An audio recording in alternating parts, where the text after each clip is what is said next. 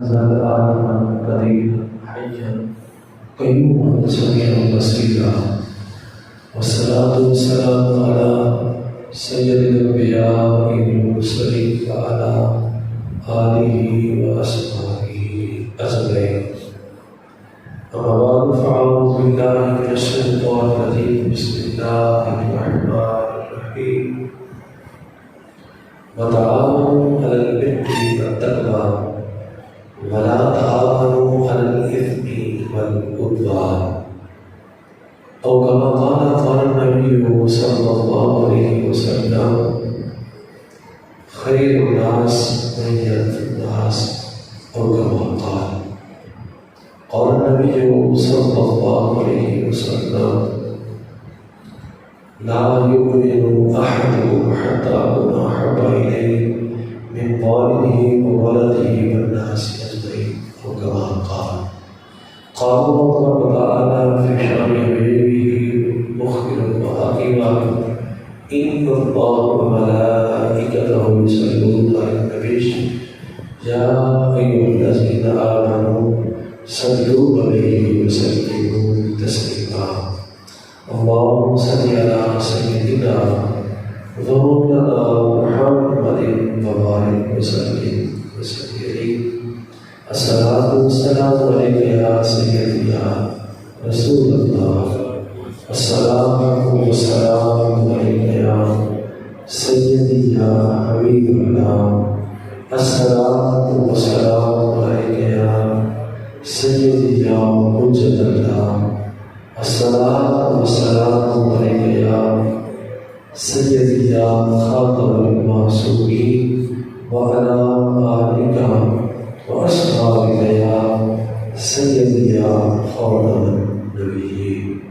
اللہ تعالیٰ جل جلالہ وعظم والہ وأعظم شانہ سبحانہ وتعالی کی حمد و ثنا کے بعد حضور الروح شافع یوم الوشور دارائے شد فخر رسول شاہ عبد السلام احمد مجتبی یعنی جناب حضرت محمد مصطفیٰ صلی اللہ علیہ وآلہ وسلم کے دربار اللہ میں صلاۃ و سلام پیش کرنے کے بعد علماء گرامی قدر اور آپ تمام معزز محترم سامعین و حاضرین و ناظرین، خدا بند عالم ہماری حاضری کو اپنی بارگاہ میں قبول فرمائے۔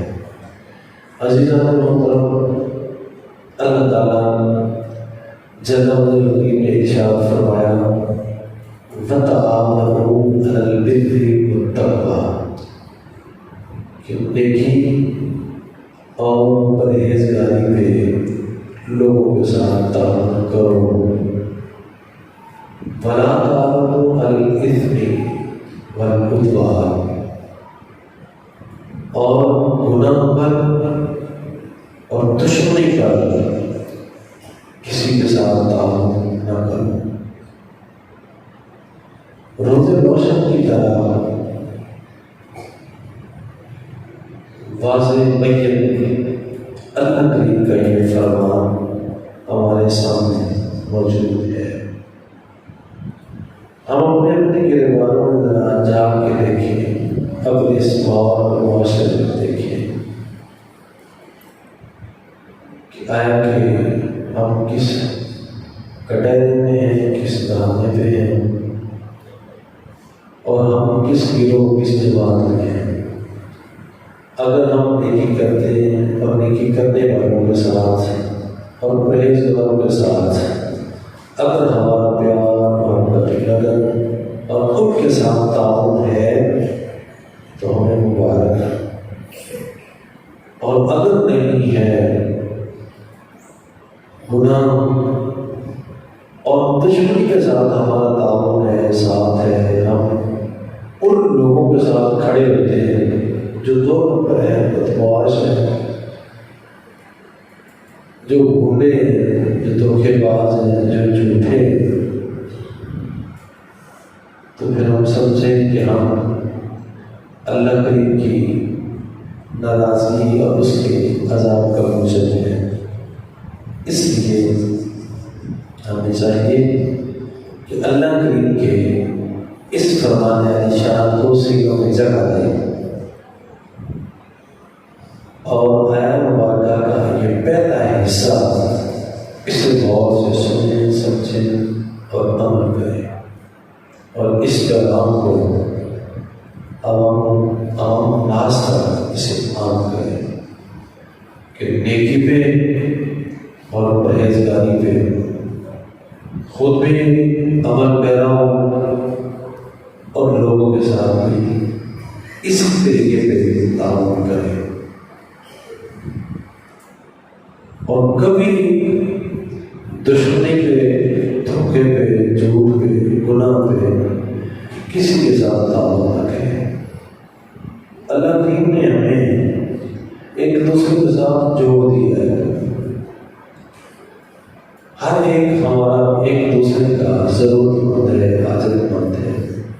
لوہے والا لکڑی والے کے پاس جاتا ہے، لکڑی والا لوہے والے کے پاس جاتا ہے۔ اسی طرح ہر شعبے والا ایک دوسرے کا محتاج بنا ہوا ہے، ضرورت مند ہے۔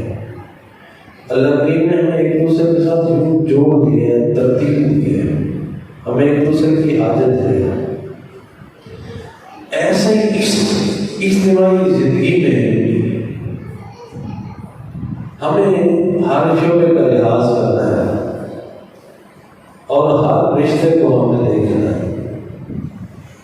اللہ تعالیٰ جل کریم کی بندگی کے بعد، عبادت کے بعد اور سجدوں کے بعد ہم دیکھیں کہ ہماری اس زندگی میں ہماری اور ذمہ داریاں کیا ہیں، کیا اور ذمہ داریاں۔ ان تمام ذمہ داریوں کو دیکھنا ہمارے لیے اشد ضروری ہے۔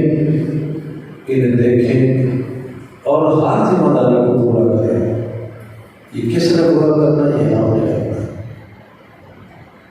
عام طور پہ جو ہم یہ سمجھتے ہیں نا کہ ہم فرض کر لیتے ہیں، بس فقط بس کچھ نماز پڑھ لی، تسبیح تعلیل کر لی، محفل سجا لی، دعا مانگ لی، یہ ہم فرض کر لیتے ہیں۔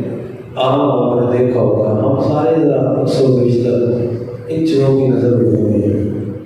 ہم یہ سمجھتے ہیں کہ بس ہمارا دین ہے، یہ عقیدہ یہ ہے اور یہی ہماری زندگی کا مقصد ہے۔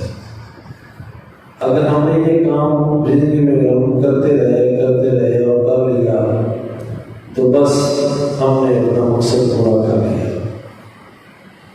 ایسا نہیں ہے کہ ہم کچھ نمازیں پڑھ لیں، بس دعا کر لیں، محفل سجا لیں، کسی وقت نیکی کر لی، دلی باتیں کر لی، نہ ہوا چھوڑ دی، تو بس ہم یہ سمجھتے کہ ہم نے اپنے زندگی کا منشور نظریہ مقصد ہم نے پورا کر لیا۔ تو نہیں ہے۔ اللہ کریم جل وعلا ارشاد فرماتا ہے کہ کیا یہ لوگ سمجھتے ہیں کہ ہم جنت میں ایسے ہی چلے جائیں گے،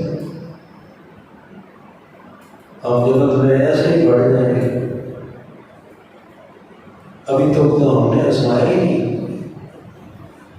فرمایا ابھی تک تو ہم نے آزمایا ہی نہیں۔ یہ سمجھتے ہیں کہ ہم ایسے جنت میں چلتا رہ جائیں گے۔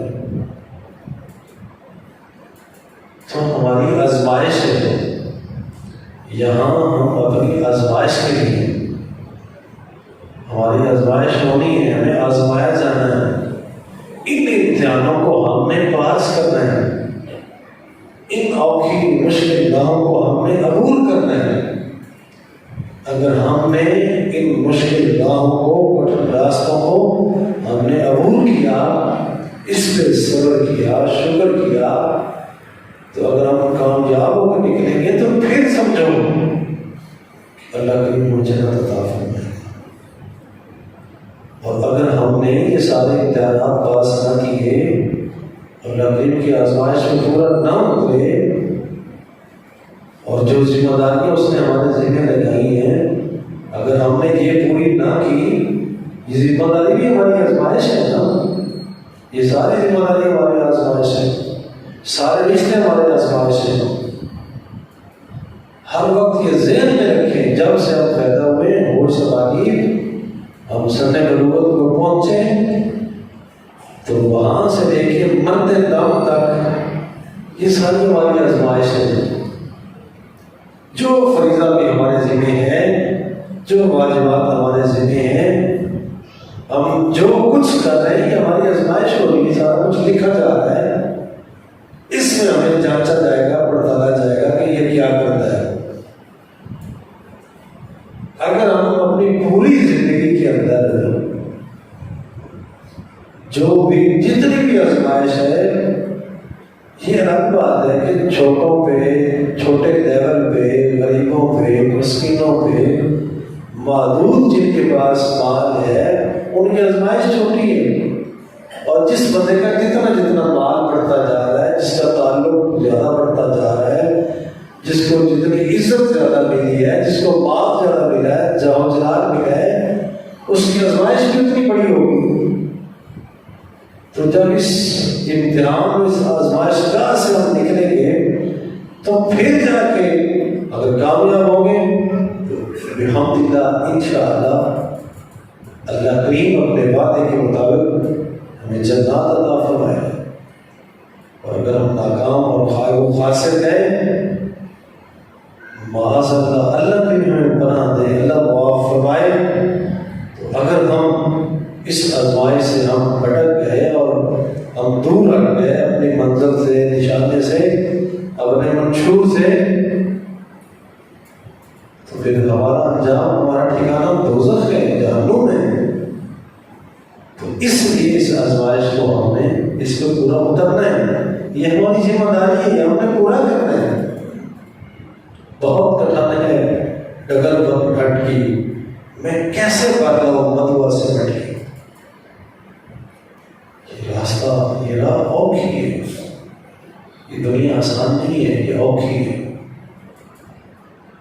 اور میں آپ سارے جتنے تشریف فرمائیں، ہم سارے آزمائش کی نظر ہے. ہمارا وہ میٹر چل رہا ہے، وہ میٹر رکتا ہی نہیں، وہ رکا نہیں. اس کی وہ جو پٹی جب میٹر چلتا ہے نا، تو آپ نے کبھی دیکھا ہوگا نئی گھڑی آئے یا میٹر آئے یا اسپیڈ میٹر ہوتا ہے نا، اسپیڈ میٹر کا بٹن دبانا پڑتا ہے. ریس والے گھوڑے اب دوڑ رہے ہیں تو بٹن دبا دو، یہ کتنے ٹائم میں پورا اترتے ہیں. یہ جس گھڑی کے اندر سیٹ ہونا، تو وہ دکاندار بنانے والی کمپنی جو ہے اس کے اندر ایک چھوٹی سی پن ڈال دیتے ہیں پلاسٹر کی یا کوئی اور. تو جب وہ پن نکالتے ہیں نا تو وہاں سے گھڑی چلنا شروع ہو جاتی ہے. تو جب ہم پیدا ہوتے ہیں تو پیدا ہونے کے بعد وہ پن نکال دی جاتی ہے، بس اس کا اسپیڈ میٹر اب شروع ہو گیا. تو مرتے دم تک وہ چلتا رہنا میٹر، اور وہ نوٹ ہونا ہے. اور یہ کوئی پاکستان کی گاڑی نہیں ہے کہ جس کی میٹر کی تار ہم کھینچ رہے ہیں کہ میٹر نہ چلے، کہ ہم جتنا چلا رہے ہیں، جتنا چلا رہے ہیں، تو جب جس کو ہم بیچیں گے نا اسے کہیں گے، اس وقت ہم تار لگا دیں گے، کہیں گے کہ بس ہمارے بھائی یہ ہم نے اتنے کلو میٹر چلا ہے. یہ وہاں نہیں ہوگا. اس کی کوئی بریک شریک اور اس کا کوئی بٹن کسی بندے کے ہاتھ میں ہے ہی نہیں، نہ آ سکتا ہے. اس مشین کا میٹر اور اس کا جو اس کی جو کارگزاری ہے، جو چل رہا ہے، یہ سارا کچھ اس خالق اور اس مالک اس سارے کے ہاتھ میں، جس نے اس مشین کو بنایا ہے. اس کے سوا اس کے کوڈ کو کوئی نہیں جانتا. یہ کوڈ یہ اس کا کوڈ کون سا ہے، یہ کیسے میٹر روکے گا، اسے کیسے خراب کر سکتے ہیں، کیسے صحیح کر سکتے ہیں، یہ ہمارے پاس کی بات ہے ہی نہیں. کہ بس وہی خالق جانتا ہے. اور میں اس کی بول سے واقف ہوں. جسے میں نے بنایا میں جانتا ہوں اسے، اللہ کے سوا کوئی نہیں جانتا. تو ہمارا میٹر شروع ہو چکا ہے، اسپیڈ والا میٹر. جو بھی کرتے ہیں وہ آن لائن اچھا کرتے ہیں تو اچھائی والے کھاتے میں بغیر کسی سفارش کے، بغیر کسی کو کہنے سے، بتانے سے، وہ اچھائی والا کام ہمارا آٹومیٹک اس میں چلا جاتا ہے. اور جو گناہ ہوتا ہے ہم سے جو گناہ سرد ہو جائے، خطا ہو جائے، تو بغیر کسی کے کہنے کے، بتانے کے، سفارش کرنے سے، روکنے سے نہیں، وہ فوراً ادھر پہنچ جاتا ہے، ادھر سینڈ ہو جاتا ہے. تو اچھائی بھی ادھر، برائی بھی ادھر. وہ میٹر ہمارا چل رہا ہے، وہ ہمارے پاس نہیں ہے. ہمارے پاس میں کیا ہے؟ اللہ کریم نے جو ہمیں اختیار دیا ہے کہ بندے وَهَدَيْنَاهُ النَّجْدَيْنِ، تجھے دو راستے دکھا دیے گئے، اچھائی کا بھی برائی کا بھی۔ وہ دونوں راستوں میں دیکھ لیں کہ تم نے وہ کون سا راستہ دیکھنا ہے اور کس راستے پہ چلنا ہے۔ اللہ کریم نے ہمیں اختیار دیا، وہ دونوں راستے ہمارے سامنے ہیں۔ تو لہٰذا اب ہم نے اپنے اس ماحول میں معاشرے میں رہتے ہوئے ہم نے ہر رشتے کا باعث کرنا ہے، اور اس آیت مبارکہ کی روشنی میں ہم نے اس ہر منصب کو، ہر اسٹیج کو ہم نے دیکھنا ہے اور اس کو ہم نے صحیح پاس کرنا ہے۔ یہ ہماری ذمہ داری ہے۔ اور فرمایا کہ سب سے پہلے دنیا میں رہتے ہوئے اللہ کریم کی عبادت اور بندگی کے بعد اللہ تعبدوا الا ایاہ وبالوالدین احسانا، خبردار آگاہ ہو جاؤ، سن لو، اللہ کریم کی بندگی اور اس کی عبادت کرو، اور فرمایا والدین کے ساتھ اچھا سلوک کرو، اس کے بعد رشتہ داروں کے ساتھ اچھا سلوک کرو، ہمسایوں کے ساتھ، غریبوں کے ساتھ، مسکینوں کے ساتھ۔ تو لہذا ہمارے اس ماحول میں، معاشرے میں، زندگی میں اللہ کریم کی بندگی اور عبادت کے بعد سب سے پہلا رشتہ ناتا ہمارے ماں باپ کا ہے۔ ہم اپنے ماں باپ کے ساتھ اچھا سلوک کریں۔ والدین کی ذمہ داری کہ وہ اولاد کے ساتھ پیار کرے، ان کی اچھی تربیت کرے، ان کی حفاظت کرے، یہ ماں باپ کی ذمہ داری ہے۔ ماں باپ کے بعد اولاد کی ذمہ داری ہے کہ وہ ماں باپ کے ساتھ حسن سلوک کرے، اپنی تمام مصروفیات سے بڑھ کے، اپنے ہر مشغلے سے بڑھ کے، اپنے ہر شوق سے بڑھ کے سب سے پہلے اپنے ماں باپ کے ساتھ حسن سلوک کرے۔ یہ اولاد کی ذمہ داری ہے۔ اور جب کبھی فرمایا یہ بڑھاپے کو پہنچ جائے، دونوں یا دونوں میں سے کوئی ایک، تو کسی بات میں اتنا حساس مقام ہے، اتنا نرم و نازک مقام ہے ماں باپ کی بارگاہ، اتنی حساس ہے، ضروری ہے، اہم ہے کہ اولاد کسی معاملے میں ماں باپ کو اف تک بھی نہ کہے، یہ نہ کہے اف امی بابا تو نے یہ کیا کر دیا۔ اس وقت ہم اپنے گھر میں جا کے کیا ہم صرف اف کو دیکھتے ہیں یا اف سے آگے کہاں تک نکلے ہوئے ہیں؟ اس وقت ہمارا ماحول، معاشرہ اور ہماری نئی جنریشن، یہ ہمارے نئے بچے، یہ ہمارے اس وقت یہ جو نئی نسل ہے، یہ ماں باپ کے ساتھ کیا کر رہی ہے؟ لمحہ فکریہ، لمحہ فکریہ، چکنا ہو جائے، خبردار ہو جائے، ماں باپ کے ساتھ برا سلوک نہ کرے، بدتمیزی نہ کرے، نافرمانی نہ کرے۔ ماں باپ دنیا عالم میں سب سے بڑے استاذ اور سب سے بڑے اور اچھے ڈرائیور ہیں، اور جتنی ماں باپ محبت کرتا ہے اللہ اور اللہ کے حبیب صلی اللہ علیہ وسلم کے بعد، جو سب سے بڑا ہمارا محب ہے، جو سب سے زیادہ اور بڑے ہمارے عاشق ہیں، جو سب سے زیادہ محبت کرتے ہیں، وہ ماں باپ کرتے ہیں۔ ماں باپ سے زیادہ کوئی بیوی، ساتھی، دوست، سہیلی کوئی محبت نہ کر سکتا، نہ کر سکتی ہے۔ سب سے زیادہ محبت اللہ اس کے محبوب کے بعد ماں باپ کرتے ہیں۔ اولاد کو بھی چاہیے کہ سب سے زیادہ محبت اللہ اس کے محبوب کے بعد اپنے ماں باپ سے کریں، اپنے ماں باپ سے کریں۔ کتنے پاگل ہیں، کتنے بے وقوف ہیں جو اپنے ماں باپ سے ہٹ کے اوروں کے گلوں کے اندر ماہ ڈال لیتے ہیں، کتنے بے وقوف ہیں۔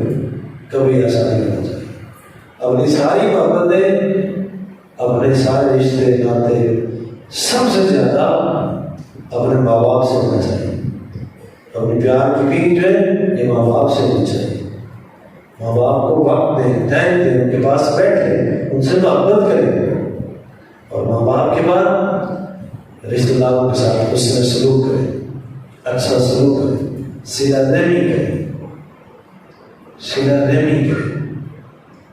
اللہ کریم صلی اللہ علیہ نے کلام مجید فرقان حمید میں متعدد مقام پہ رشتہ داروں کے ساتھ اچھا سلوک کرنے کے لیے اللہ کریم نے اپنی باتیں بھر دی کہ رشتہ داروں کے ساتھ اچھا سلوک کریں،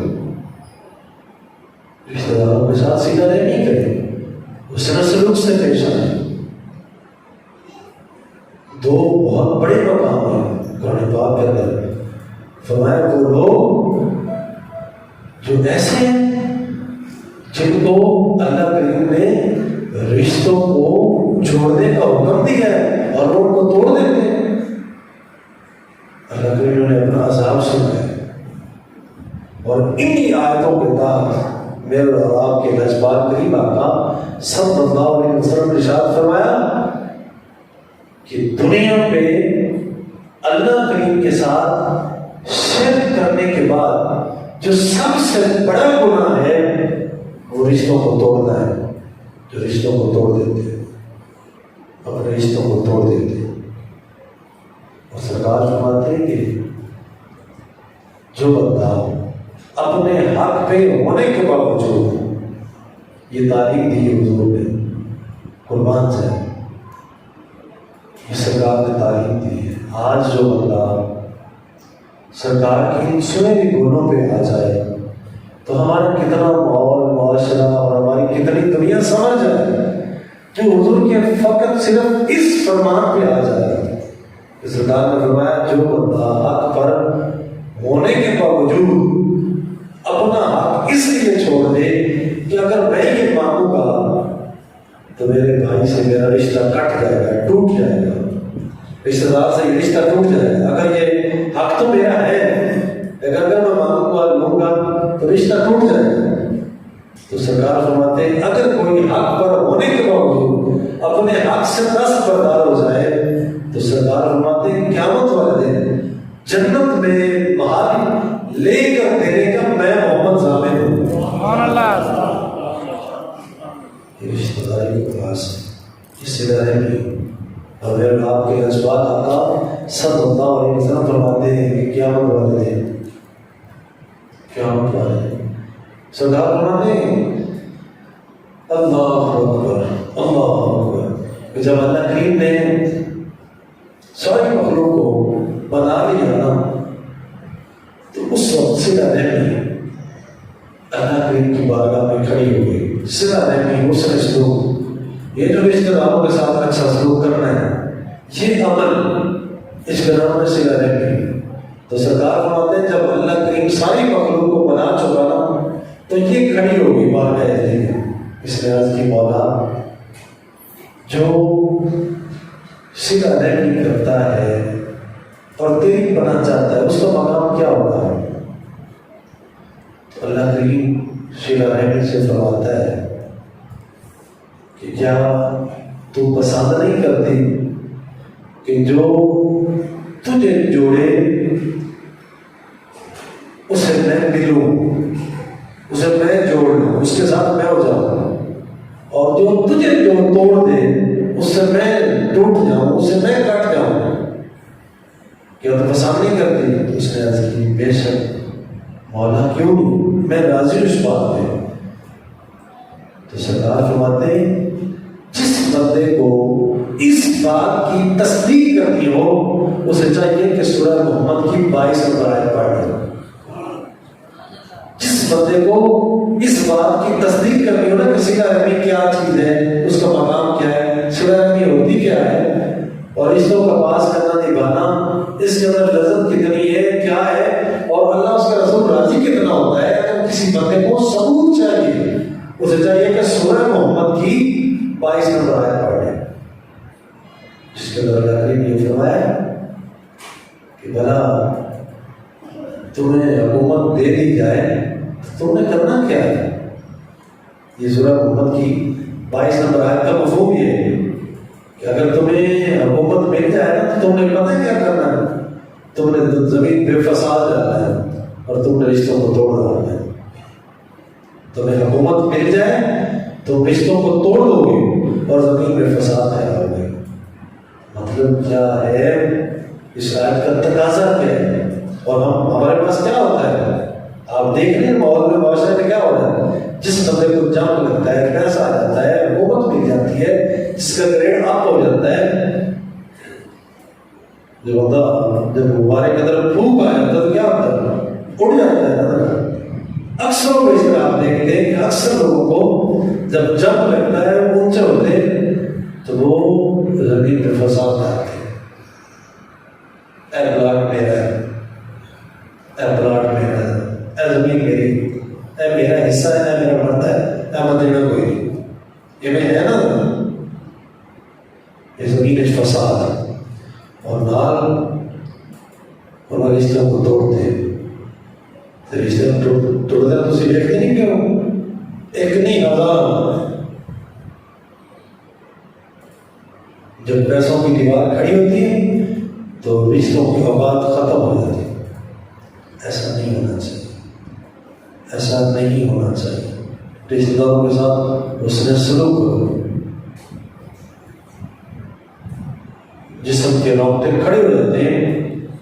آپ اس موضوع پہ کہ صلہ رحمی کیا ہے، رشتے داروں کے ساتھ حسن سلوک کرنا کیسا ہے، اس موضوع کے تحت آپ قرآن مجید کو پڑھیں.